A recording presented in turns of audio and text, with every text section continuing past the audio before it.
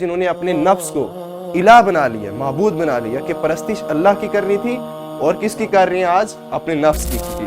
تو وہ اتنی آسانیاں ڈھونڈتے گئے کہ انہوں نے کہا اللہ ہی کو شارٹ کر دیتے ہیں، کہ جانے کہ نبی علیہ السلام کی سٹرگل کیا تھی۔ ایسے ہی نہیں نبی علیہ السلام نے ایک کمیونٹی بنا لی تھی، حضرت بلال اور حضرت یاسر، عمار بن یاسر، ان کو پڑھیں آپ، کیا حالت ان کی کرتی تھی، ہم تو برداشت نہیں کر سکتے۔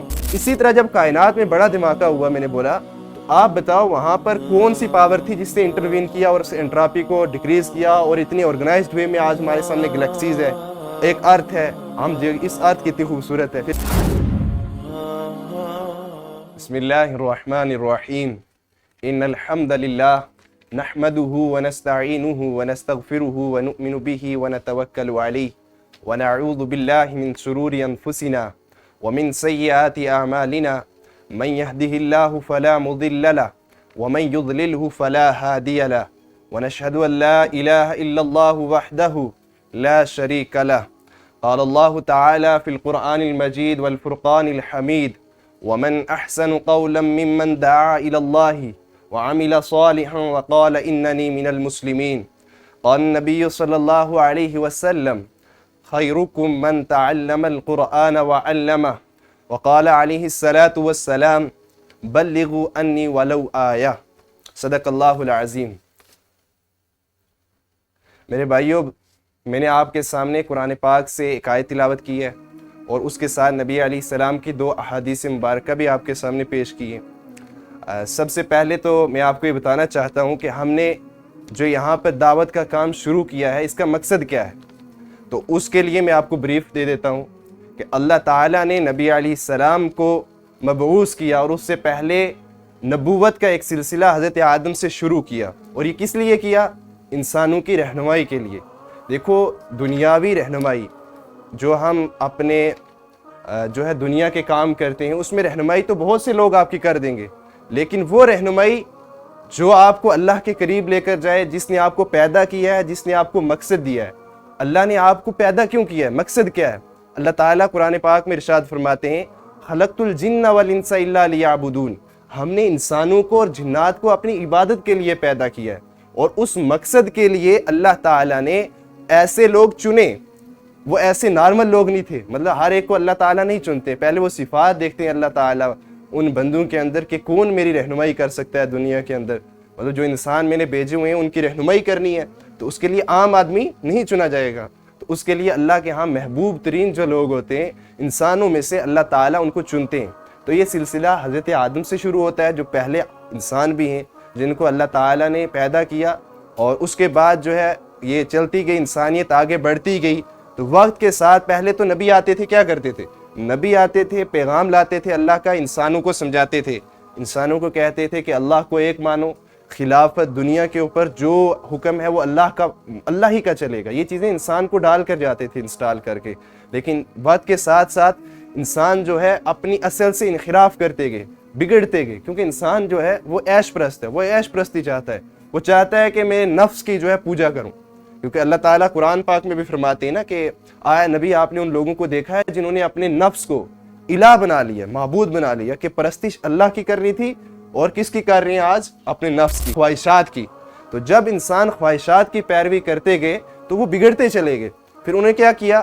اللہ تعالیٰ کی ذات، وہاں تو جد و جہد کرنی ہے، انسان کو محنت کرنی ہے، جیسے آپ ساتھی یہاں پر آئیں، آپ کو وہاں سے اپنی جو ہے وقت دینا پڑا، آپ کو ٹائم دینا، اس کے ساتھ آپ کی محنت لگی، اس کے ساتھ آپ کے کوئی کرایہ دے کے بھی آیا ہوگا دور سے، تو یہ کیا ہے؟ اس میں محنت لگتی ہے۔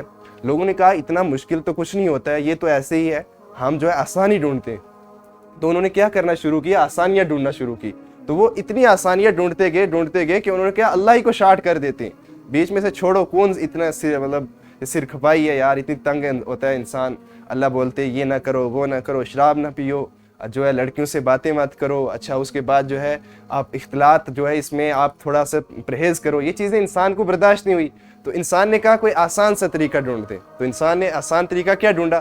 کہ انسان نے دنیا ہی کے معبود جو ہے بنا لیے، جو بول نہیں سکتے، جو ایک میں آپ کو ایک ایگزامپل یہاں پر دے کے آگے چلتا ہوں کہ جیسے مطلب نان لیونگ تھنگ اور لیونگ تھنگس ہوتی ہیں، ہمارے ٹیچر بھی بیٹھے ہوئے ہیں، آپ بھی ہیں ماشاءاللہ، یہ جانتے ہیں، تو ان میں کوئی پراپرٹیز ہوتی ہیں کہ نان لیونگ تھنگ کی یہ پراپرٹیز ہیں، لیونگ کی ہیں۔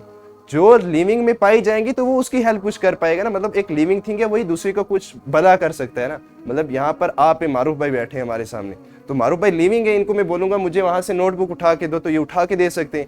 لیکن ایک چیز نان لیونگ تھنگ ہے جو آپ نے پراپرٹیز پڑھی ہوں گی, تو جس کی کانشیس ہی نہیں ہوتا ہے, جس کے پاس کوئی حرکت نہیں وہ کر سکتا, اپنے طریقے سے وہ گرو نہیں کر سکتا, وہ دوسری کو کیا ہیلپ کرے گا.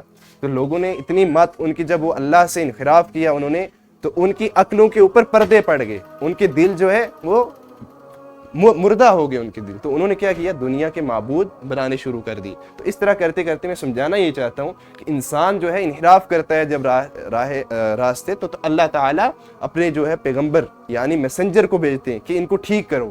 پھر ہر پیغمبر آتا ہے, وہ محنت کرتا ہے, وہ ایک کمیونٹی تیار کرتا ہے, وہ ایک گروہ بناتا ہے, پھر وہ کچھ دیر تک جو ہے ٹھیک چلتے ہیں, لیکن پھر ان میں وہی برائیاں شروع ہو جاتی ہیں. کیونکہ انسان جو ہے, میں نے پہلے بتایا, انسان کی فطرت ہے کہ انسان آسانیاں چاہتا ہے, اپنے نفس کی پرست. یہ جو نفس اور شیطان دو چیزیں انسان کے ساتھ اٹیچ ہیں, یہ اس کو صحیح راستے پہ لگنے نہیں دیتی.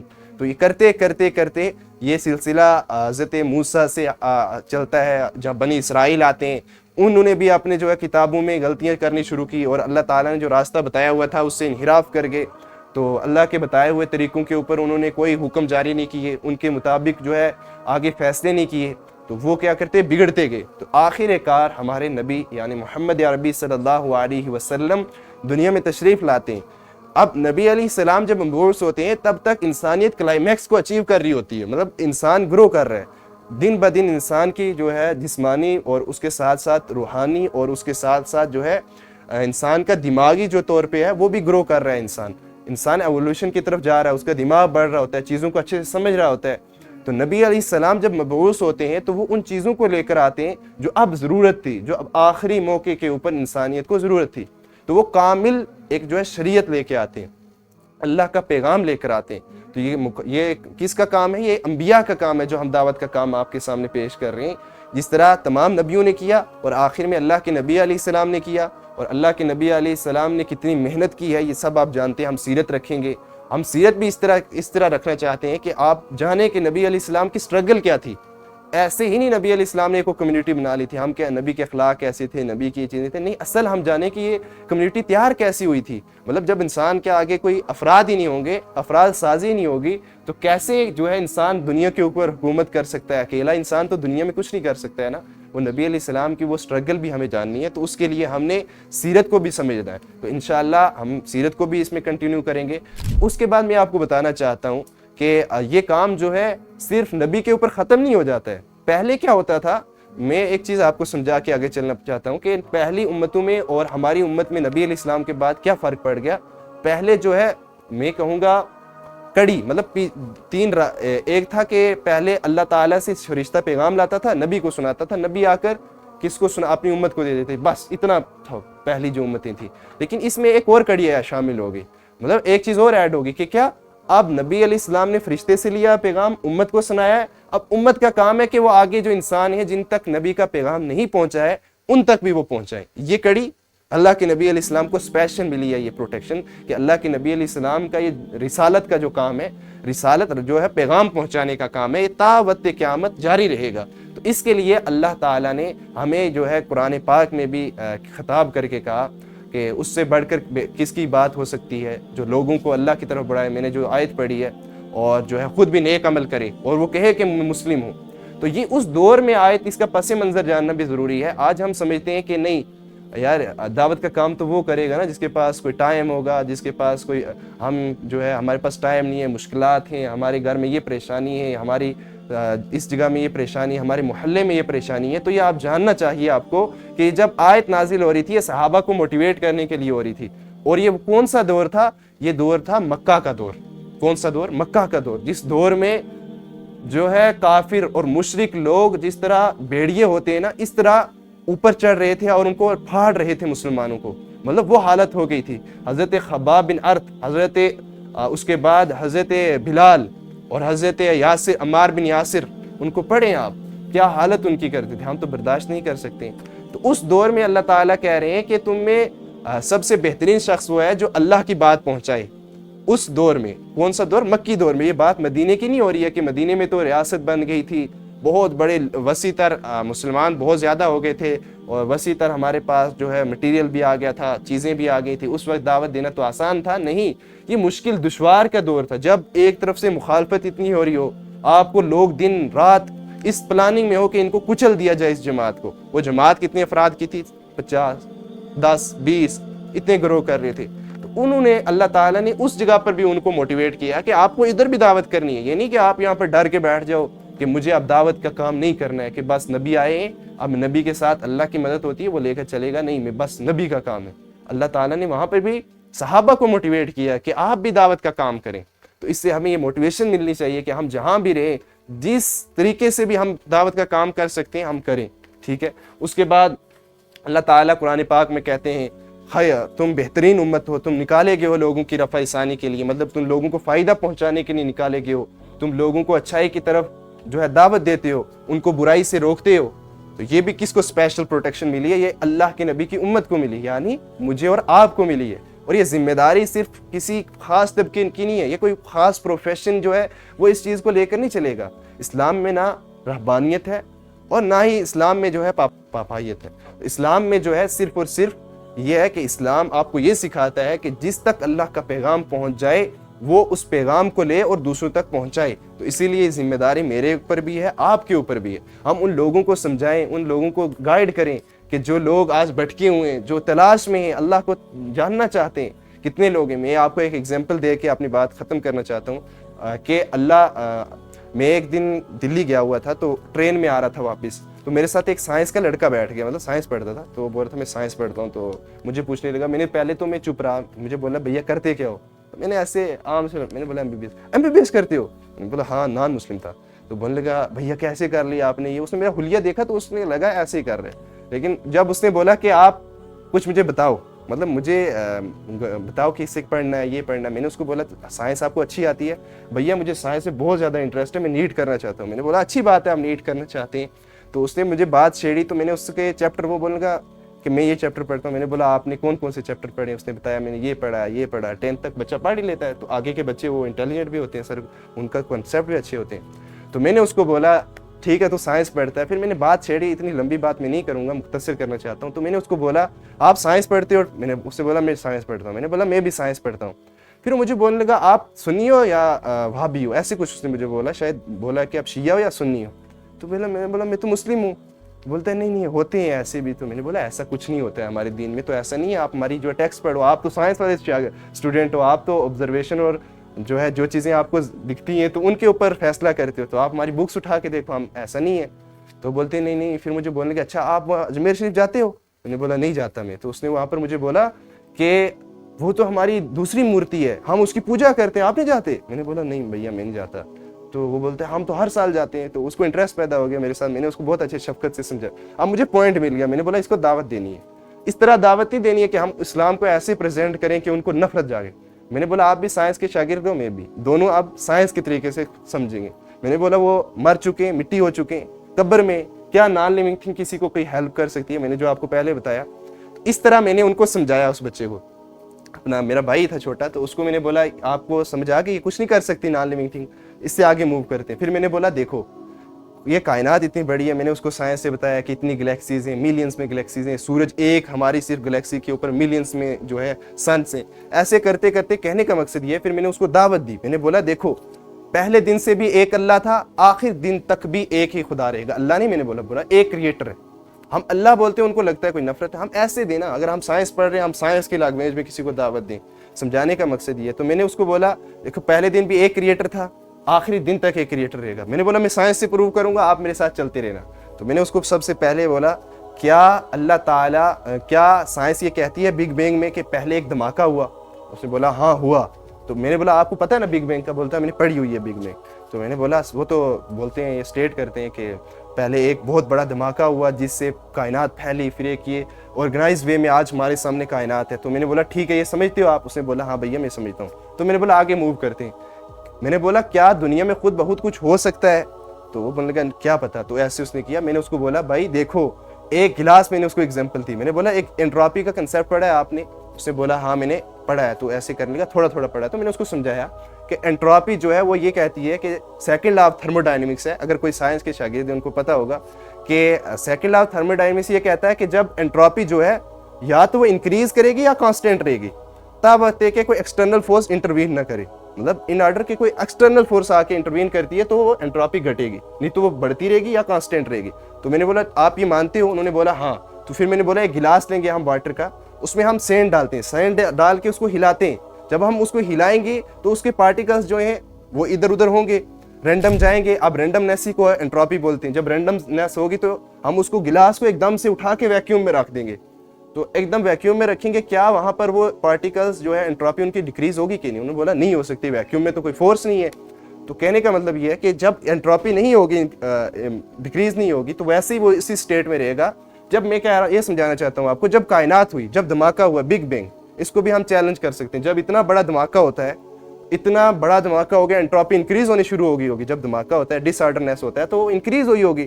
جب وہ انکریز ہوئی ہے تو اس میں پارٹیکلز بھی ادھر ادھر ہوئے ہوں گے. اب جو ہے وہ سسٹمک وے میں لانے کے لیے ہمیں کوئی نہ کوئی تو انٹروپی اگر انکریز ہو رہی ہے، جیسے گلاس میں بھی ہو رہی ہے، ہم نے گلاس کو اٹھا کے ویکیوم میں رکھ دیا ہے تو وہاں پر ڈیکریز نہیں ہو رہی ہے انٹروپی، ویسے ہی پارٹیکلز رینڈمنیس میں چل رہے ہیں. اسی طرح جب کائنات میں بڑا دھماکہ ہوا، میں نے بولا تو آپ بتاؤ وہاں پر کون سی پاور تھی جس سے انٹروین کیا اور اس انٹروپی کو ڈیکریز کیا، اور اتنی آرگنائزڈ وے میں آج ہمارے سامنے گلیکسیز ہے، ایک ارتھ ہے، ہم جو اس ارتھ کتنی خوبصورت ہے. پھر میں نے اس کو بولا ایک ٹرین جو ہے وہ خود بخود ایسے آرگنائز نہیں ہو سکتی، اس کے ہم پہلے پرزے اٹھاتے ہیں، لگاتے ہیں، تو یہ کائنات کیسے ہو گئی؟ تو پھر میں نے اس کو سمجھایا. میں نے بولا بھائی دیکھ، جب انٹروپی جو ہے انکریز کر رہی تھی تو کوئی نہ کوئی پاور تو کوئی فورس تو لگی ہوگی وہاں پر. جیسے گلاس کا اب انٹروپی ہم نے ڈیکریز کرنی ہے تو اس کے اوپر دو فورسز لگ سکتی ہیں. جو ایک یہ ہے کہ گریوٹی لگے گی، اس کی جو ہے سینڈ سے اس کو نیچے کھینچے گی، تو اس سے بھی ہم بولیں گے کہ اب جو ہے سینڈ کے جو پارٹیکلس ہیں وہ کس فورس سے ہوئے ہیں؟ گریوٹی کی فورس سے ہوئے. اسی طرح پریشر لگے گا. تو میں نے اسی طرح سمجھایا کہ وہاں پر بھی کوئی پاور تھی جس نے اس کو آرگنائز کیا ہے میرے بھائی. ایسے گلاس کا پانی کا گلاس جس میں ہم سینڈ ڈالتے ہیں، اس کے اوپر اگر فورس نہ لگے اور وہ جو ہے خود بخود نہیں ہو سکتے، پارٹیکلس اپنے جگہ نہیں آ سکتے ہیں، تو اتنی بڑی کائنات جس کو یہ ہم دیکھ رہے ہیں، مطلب ایک انسان ایک گاڑی کو لے لے، ایک چھوٹی سی چھوٹی چیز کو لے لے، اس کے اوپر بھی کوئی نہ کوئی فورس لگ کے اس کو آرگنائز وے میں لاتی ہے. تو اتنی بڑی کائنات جو ہے اس کو کیسے، مطلب خود بخود وہ کیسے آ گئی؟ تو اس کو سوچنے میں جب میں نے مجبور کیا، وہ اتنا سوچ میں پڑ گیا وہ لڑکا. پھر وہ بولتا ہے مجھے کہ میں اس کے اوپر سوچوں گا. میں نے اس کو بولا آپ کا ٹاسک ہے، اگر آپ سائنس پڑھتے ہو تو آپ زندگی میں جانو کہ یہ کون کریٹر ہے جو آج تک اس کو کائنات کو چلا رہا ہے. ایک اسکول جو ہے وہ پرنسپل ایک ہوتا ہے اس کا، وہ اس کو آرگنائز کر کے چلا رہا ہوتا ہے. ایک انسٹیٹیوشن ہے، اس کو ایک کوئی بڑا ہیڈ ہوتا ہے، چلا رہا ہوتا ہے. تو اتنی بڑی کائنات کو کوئی تو چلا رہا ہوگا نا. اس لیے کہنے کا مطلب یہ ہے کہ ہم جہاں بھی رہیں دوسرے کو دعوت دیتے رہیں. ہماری دعوت دوسروں کو دینا کل قیامت کے دن حجت بن سکتی ہے کہ کل ہمارے سامنے کوئی ہمارا بھائی جو اللہ کو نہیں مانتا، جو دین جو اللہ تعالیٰ نے ان الدین عند اللہ الاسلام کہہ دیا ہے، اس کو اگر اس کے اوپر نہیں ہے کوئی، تو کل وہ ہمارے خلاف کوئی ایسی دلیل نہ لے آئے کہ ہم کل پھنس جائیں کہ یہ میرے سامنے تھا، اس کو علم تھا، اس نے مجھے بتایا نہیں. تو ہر اسٹیٹ میں ہم جہاں رہیں، کہیں رہیں، بس میں ہوں، کہیں کلاس میں ہوں، کہیں بھی ہوں، ہم دعوت دیتے رہیں. ہمارا یہ امت مسلمہ کا مجموعی طور کے اوپر کہ ہمارا مقصد بھی یہی ہونا چاہیے اور ہماری کوشش بھی یہی رہنی چاہیے کہ ہم ہر ایک کو دعوت دیتے رہیں. کیونکہ نبی جو تھے وہ اکیلے جو ہے شہادت دے رہے تھے. قرآن میں بھی ہے سورہ بقرہ کی آیت کہ نبی جو ہیں وہ تم کے اوپر شہید ہیں، اور امت مسلمہ مجموعی طور کے اوپر سارے مل کر ہم جو ہے شہید ہیں، کہ اس کے اوپر ہر دور کے لوگوں کے اوپر، مطلب ہم سب کو مل کے ایک شہادت پیش کرنی ہے. جیسے ایک نبی کی شخصیت ہوتی ہے، وہ اکیلی دعوت پیش کر رہا ہوتا ہے ہر ایک کے اوپر، وہ کیونکہ اللہ کا نمائندہ ہوتا ہے. لیکن اب نمائندہ کون ہے؟ یہ امت ہے، یہ ہم ہیں اور آپ ہیں. تو اس لیے میں زیادہ ٹائم لے لیا آپ کا. تو کہنے کا مطلب یہی ہے کہ ہمیں جو ہے اب کیا کرنا ہے، اس دعوت کو آگے لے کر چلنا ہے اور دوسرے بھائیوں کو بھی دعوت دینی ہے کہ ہمارے دوسرے بھائی بھی جڑیں اور جو ہے ان کو بھی امپورٹنس پتہ لگے. کیونکہ آج ہم دیکھتے ہیں نوجوان ہمارے جو ہے وہ سوشل میڈیا کے اوپر دیکھو کیسے آج بیہودہ چیزوں میں پڑے ہوئے ہیں، مطلب دور ہیں دین سے. اللہ جس نے پیدا کیا خالق ہی سے دور ہے، کریٹر ہی سے دور ہے. تو کل قیامت کے دن ان کو کون بچائے گا؟ کہ انسان اکیلا تو جنت میں چلا جائے گا، لیکن مزہ تو تب ہے نا ہم 10 بندوں کو اپنے ساتھ لے جائیں. بات کرنی بہت آسان ہے لیکن کام کرنا جو ہے یہ بہت مشکل ہوتا ہے. تو آج کے بعد ہمیں یہ کوشش کرنی ہے کہ ہم دعوت کا کام بھی کریں، صرف بات نہ کریں. بات اس لیے ہوتی ہے کہ دوسرے کو بتایا جائے، ہمیں امپورٹنس بتائی جائے، کیونکہ سیکھتے ہیں ایک دوسرے سے. علم بھی ضروری ہے لیکن اس کے اوپر عمل زیادہ ضروری ہے. عمل نہیں ہوگا تو علم بے فضول ہے. تو اس لیے ہم کوشش کریں گے سب مل کر کہ ہم انشاءاللہ اس دعوت کے کام کو آگے بڑھائیں گے اور ساتھیوں کو بھی جوڑیں گے. تو میں اپنی بات کو ختم کرتا ہوں. تو اس